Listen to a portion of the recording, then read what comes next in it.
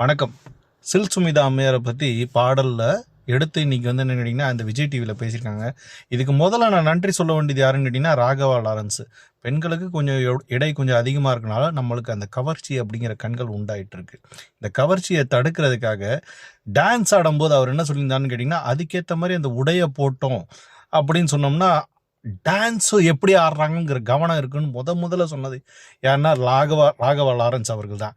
இதை தாண்டி சில் சுமிதா அம்மையார் என்னன்னு கேட்டிங்கன்னு வச்சுக்கோங்களேன், அப்போ வந்து எல்லா சூப்பர் ஸ்டாரும் அவங்க தான் வாழ வச்சாங்க. ஏன்னா அவங்களோட டான்ஸ் அப்படிங்கிறது வந்து என்னன்னு கேட்டிங்கன்னா வெளிப்படையாக வெளியான ஒரு விஷயம்.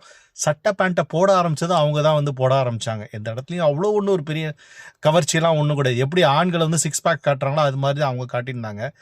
இந்த மாதிரி ஒரு எஜுகேஷன் விஷயத்தை இன்டைரக்டாக வந்து கற்றுக் கொடுத்து தான் ஆகணும். அதை பண்ணதுக்கு விஜய் டிவிக்கு